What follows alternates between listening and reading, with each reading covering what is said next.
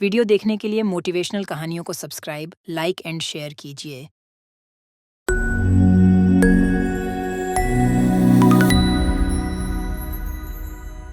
दुर्गापुर गांव में भोला नाम का एक गरीब किसान रहा करता था। उसकी एक बूढ़ी माँ थी। भोला बद्धी मुश्किल से अपना और अपनी माँ का गुजर बसर किया करता था। एक दिन भोला जंगल से कुछ लकड़ियां लेकर अपने घर जाता है। तभी उसकी बूढ़ी माँ आंगन में चूल्हे पर रोटियां बना रही होती हैं। अरे माँ, बहुत जोरों की भूख लगी है, जल्दी रोटी दे दो। जंगल में लगधी भी अब तो नाम की रह गई है। मुझे तो आगे की चिंता हो रही है। अगर आगे जंगल में लगधी नहीं मिली तो तुम रोटियां कैसे बनाओगी? अरे मेरे बच्चे, तू चिंता मत कर। ले, पहले तो रोटी खा ले। दिन भर इतनी मेहनत करता है। तू देखना मेरे बच्चे, कोई ना कोई रास्ता निकल आएगा। जिसके बाद भोला खाना खाने लगता है। अगली सुबह भोला फिर से गांव के जंगल में लकड़ियां लेने निकलता है। तभी उसे रास्ते में गांव का सेठ तिजोरी लाल मिलता है। तिजोरी लाल देखने में हट्टा कट्टा आदमी था, जो अपने धन की पोटली अपने साथ लेकर चलता था। भोला, सुबह सुबह कहाँ सैर सपाटे पर निकल आए भैया? अरे सेठ जी, जंगल में बस लकड़ियां लेने जा रहा था। अब आप तो जानते ही हैं, मुझ गरीब के घर तो चूल्हा ही जलता है। आपको कभी जरूरत पड़े तो बताइएगा। हाँ हाँ भोला, तुम अगर जंगल जा ही रहे हो तो मेरे भाई के लिए भी ला देना कुछ लकड़ियां। अब सर्दियां भी तो बढ़ गई हैं, आग जलाने के काम आएंगी। क्या पता मेरा जुकाम भी ठीक हो जाए। जी सेठ जी, मैं लकड़ियां आपके घर ले आऊंगा। आप बिल्कुल चिंता मत कीजिए। भोला जंगल जाता है और कुछ लकड़ियां लेकर सेठ तिजोरी लाल के घर आता है। आओ आओ, आखिर ले ही आए तुम लकड़ियां। जी सेठ जी, ये लीजिए। इतनी लकड़ियां इस सर्दी में जलाने के लिए काफी है। सेठ जी, मेरी माली हालत तो आप जानते ही हैं। अब तो घर में भी अन्न का एक दाना नहीं बचा। मुझे अपनी चिंता नहीं है, लेकिन मेरी बूढ़ी माँ, मैं उसे कैसे भूखा रखूं? आप मुझे कुछ पैसे उधार दे दीजिए ताकि मैं थोड़ा खाने का सामान ले सकूं। मैं आपके पैसे जल्दी ही लौटा दूंगा। अरे भोला, मैं जानता हूं तुम एक ईमानदार आदमी हो, लेकिन भाई, तुम्हारी माली हालत भी अब किसी से छुपी है भला? पैसे तो मैं तुम्हें दे दूंगा, लेकिन भैया ब्याज सहित वापस भी लूंगा। ठीक है सेठ जी, जैसी आपकी इच्छा। जिसके बाद भोला को कुछ पैसे देता है। भोला वो पैसे लेकर अपने घर आता है। अरे क्या हुआ बेटा, कहाँ रह गया था? कब से तेरी राह देख रही थी मैं। भोला अपनी माँ को सारी बात बताता है। अब तुम ही बताओ माँ, मैं क्या करता? घर में तो कुछ भी खाने को नहीं था, इसलिए मैंने सेठ तिजोरी लाल से कुछ पैसे उधार ले लिए।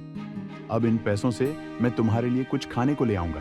अरे बेटा, तेरे पिताजी जिंदा होते तो हमें ये दिन नहीं देखना पड़ता। तेरे पिताजी इसी गांव में समोसे बनाकर बेचा करते थे। पूरे गांव में उन जैसे समोसे कोई नहीं बना सकता था। उनके बनाए समोसे इतने स्वादिष्ट होते थे कि ये सभी गांव वाले उंगलियां चाटते रह जाते थे। हाँ क्या सच में माँ, पिताजी ऐसे स्वादिष्ट समोसे बनाया करते थे? बेटा, तू एक काम क्यों नहीं करता? सेठ तिजोरी लाल ने जो तुझे पैसे दिए हैं, तू इन्हीं से समोसे बनाने का सामान ले आ और समोसे बनाकर बेचने का काम शुरू कर दे। ऐसे तेरे पास कुछ पैसे भी आ जाएंगे, जिसके बाद तू सेठ तिजोरी लाल के पैसे भी लौटा देना। ये तो तुमने बिल्कुल सही कहा माँ, मैं ऐसा ही करूंगा। तुम देखना, मैं बहुत मेहनत और लगन से समोसे बनाऊंगा। फिर पिताजी की तरह मेरा भी इस गांव में खूब नाम होगा। उसकी बूढ़ी माँ भी भोला की समोसे बनाने में मदद करती है। थोड़ी देर बाद सारे समोसे बनकर तैयार हो जाते हैं। देखो माँ, कितने सारे समोसे बन गए हैं। अच्छा, अब मैं इन्हें लेकर गांव के बाजार में चलता हूँ। जिसके बाद भोला समोसे लेकर गांव के बाजार में जाता है और वहीं बाजार में अपने समोसे लेकर खड़ा हो जाता है और जोर जोर से आवाज लगाने लगता है। स्विंगारे भाई, ये कौन मेरे ठेले के सामने चिल्ला रहा है भैया? अच्छा, ये तो भोला है। इसकी इतनी हिम्मत, मेरे ही समोसे के ठेले के सामने अपने बेस्वाद समोसे लेकर आ गया। ये तूने अच्छा नहीं किया। मैं तुझे यहाँ अपने सामने टिकने नहीं दूंगा, बता देता हूँ। हाँ। गांव के दो आदमी भोला के पास आते हैं। रे ओ भोला, क्या तू भी अब समोसा बेचेगा? तुझे आता भी है समोसा बनाने? तू जाकर जंगल में लकड़ियां ही चुन। ये समोसे बनाना तेरे बस की बात नहीं है भैया। अरे भाई, यहाँ आओ मेरे ठेले पर। अरे कहाँ आप भी इस भोला के टुच्चे से समोसे खाने लगे? यहाँ आओ मेरे भाइयों, मैंने बनाए हैं मजेदार, एक नंबर के स्वादिष्ट गर्मा गर्म समोसे। आओ भैया, आओ खाओ, खाओ भैया, आ जाओ। तभी दोनों आदमी सामने वाले की दुकान पर चले जाते हैं। भोला ये देखकर बहुत दुखी होता है और अपने घर आ जाता है। अरे आ गया तो बेटा, क्या हुआ? तेरे बनाए समोसे गांव वालों को पसंद आए या नहीं? नहीं माँ, गांव वाले बोलते हैं मेरे समोसे में कोई मजा ही नहीं है। सेठ जी ने जितने भी पैसे उधार दिए थे, उनका मैं जितना समोसे बनाने का सामान आ सकता था ले आया हूँ। अब और बाकी की सामग्री में कहाँ से लाऊं जिससे समोसे स्वादिष्ट हो जाए। अरे तू चिंता मत कर मेरे बच्चे, तेरी ईमानदारी और मेहनत को देखते हुए भगवान तुझे जरूर कोई अच्छा रास्ता दिखाएंगे। अगली सुबह भोला फिर से अपने वहीं बनाए समोसे लेकर बाजार में जाता है और वहां चुपचाप उदास मन से किसी के उसके बनाए समोसे खरीदने का इंतजार करने लगता है। तभी एक बूढ़ा आदमी भोला के पास आता है। बेटा, तुम कुछ खाने को दे दो, जोरों की भूख लगी है। मेरे पास पैसे तो नहीं है, कुछ खाने को दे सको तो दे दो बेटा। अरे हाँ हाँ, क्यों नहीं बाबा जी, मुझे आपसे कोई पैसे नहीं चाहिए। रुकिए, मैं आपको अपने बनाए समोसे खिलाता हूँ। कोई मेरे बनाए समोसे तो लेता नहीं है, क्योंकि यह स्वादिष्ट जो नहीं है, इसलिए आप इन्हें खाकर अपनी भूख मिटा लीजिए। जिसके बाद भोला उस बूढ़े आदमी को समोसे देता है। समोसे खाने के बाद अरे वाह वाह बेटा, तुम्हारा बहुत बहुत धन्यवाद। समोसे खाकर मेरी आत्मा तृप्त हो गई। वाह वाह, बड़ा स्वाद था तेरे बनाए समोसे में। क्या सच में आप सच बोल रहे हैं? क्या मेरे बनाए समोसे इतने स्वादिष्ट हैं बाबा? अरे हाँ हाँ बेटा, अगर तुझे मेरी बातों का यकीन नहीं आता तो खुद ही चक्कर देख ले। तभी भोला अपना बनाया एक समोसा उठाता है और खाने लगता है। समोसा खाने के बाद अरे हाँ बाबा जी, ये तो सच में बहुत स्वादिष्ट है। लेकिन बाबा, मैंने तो इनमें ऐसा कुछ भी नहीं मिलाया था जिससे ये इतने स्वादिष्ट और मजेदार हो जाए। ये कैसे हुआ बाबा? बेटा, ये सब तुम्हारे ही सच्चे हृदय की वजह से हुआ है। तुमने इतनी मुश्किल में रहकर भी मेरी मदद की। तेरे बनाए समोसे की वजह से मेरी भूख शांत हुई। मेरे लिए इस संसार में सबसे स्वादिष्ट समोसे है बेटा। इस गांव में तेरे बनाए समोसे सबको स्वादिष्ट और मजेदार लगे, इसके लिए मैं तुम्हें एक जादुई जड़ी बूटी देता हूँ। तुम जब भी समोसे बनाओगे तो इस जादुई जड़ी बूटी को अपने समोसों में मिला देना, जिसके बाद सभी गांव वालों को बस तुम्हारे ही बनाए समोसे पसंद आएंगे। लेकिन बेटा, ध्यान रखना, जब भी यह जड़ी बूटी किसी लालची आदमी के हाथ में जाएगी तो इसका उल्टा असर हो जाएगा। ये जड़ी बूटी कभी भी उसका भला नहीं करेगी बेटा। आपका बहुत बहुत धन्यवाद बाबा, मैं आपकी ये बात ध्यान रखूंगा। तभी भोला अपने घर जाता है और अपनी बूढ़ी माँ को सारी बात बताता है। दोनों आंगन में ही चूल्हे पर फिर से समोसे बनाने लगते हैं। भोला फिर से समोसे लेकर गांव के बाजार में जाता है और बाबा की दी हुई जड़ी बूटी समोसों में मिलाता है। जड़ी बूटी मिलाते ही भोला के सारे बनाए समोसे में से बहुत ही अच्छी खुशबू आने लगती है। तभी गांव के कुछ लोग भोला के पास आते हैं। अरे ओ भाई ओ, जरा अपने समोसे तो खिलाओ, खुशबू तो बड्डी अच्छी आ रही है।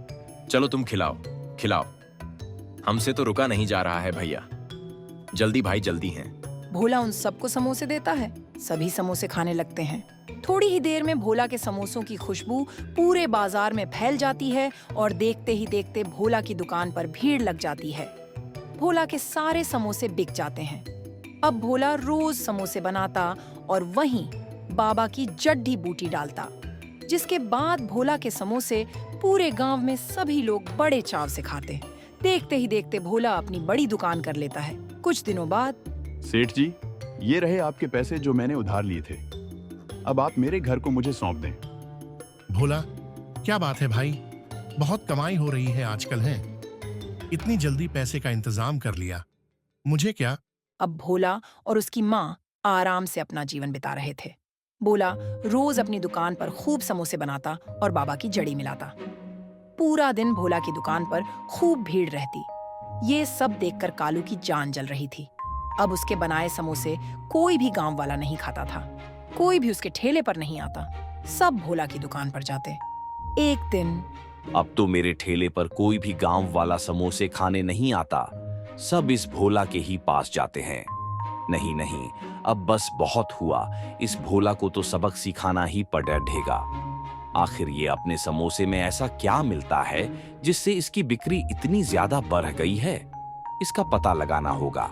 अगले दिन जब भोला अपनी दुकान में समोसे बनाकर उनमें बाबा की जड़ी बूटी मिला रहा था, तो ये सब कालू छुपकर देख लेता है। अच्छा, तो ये राज है इस भोले के इतने स्वादिष्ट समोसों का। अब मैं भी देखता हूं तेरे समोसे कौन खाएगा। तुझे तो मैं अच्छा सबक सिखाऊंगा भोला। तभी कालू रात में भोला की दुकान में जाता है और वो जादुई जड़ी बूटी चुरा लेता है। अगली सुबह भोला अपनी दुकान पर आता है, लेकिन उससे अपनी जड़ी बूटी कहीं नहीं दिखती। अरे, ना जाने मेरी जड़ी बूटी कहाँ चली गई, ना जाने मिल क्यों नहीं रही है। अरे, आज तो मेरे मजे ही आ जाएंगे। अपने बनाए समोसों में उस भोला की ये जड़ी बूटी मिलाऊंगा। फिर देखता हूँ कौन जाता है उस भोला की दुकान पर। अरे वाह कालू, आज तो तेरी चांदी ही कट जाएगी। हाँ, इस जड़ी बूटी के कमाल से सभी लोग आज तेरे ही पास आएंगे समोसे खाने। कितने सारे पैसे आएंगे आज तो। अरे वाह वाह वाह, ये सोचकर ही मुझे तो इतनी खुशी हो रही है। अरे भैया, मजा ही आ जाएगा। हाँ, कालू जैसे ही उन आदमियों को समोसे देने लगता है, सारे समोसे काले पड़ जाते हैं और उनमें से बहुत ही गंदी बदबू आने लगती है। तभी देखते ही देखते कालू के ठेले में आग लगने लगती है और कुछ ही देर में उसका पूरा ठेला जलकर राख हो जाता है। अरे अरे अरे, ये क्या हो गया? मेरा तो सारा ठेला ही जलकर राख हो गया। लगता है ये सब उसी जड़ी बूटी ने किया है। हाय हाय हाय, ये मैंने क्या कर दिया? मुझे वो जड़ी बूटी भोला की दुकान से चुरानी ही नहीं चाहिए थी। ये सब मेरी वजह से हुआ है। मैंने लालच में आकर अपने ही पैरों पर कुल्हाड़ी मार ली। भैया, भोला कालू की ये सब बातें वही खड़ा सुन रहा होता है। अच्छा, तो वो जादुई जड़ी बूटी इस कालू ने चुराई थी। लेकिन ये कालू ये नहीं जानता था कि जब भी कोई उस जादुई जड़ी बूटी का उपयोग अपने लालच के लिए करेगा, तो वो जड़ी बूटी अपना उल्टा असर करेगी और उस इंसान को अच्छा सबक सिखाएगी। बेचारा कालू लालच न करता तो ये सब नहीं होता। लालच ने तो इसके लुटिया ही डुबो दी। वीडियो देखने के लिए मोटिवेशनल कहानियों को सब्सक्राइब, लाइक एंड शेयर कीजिए।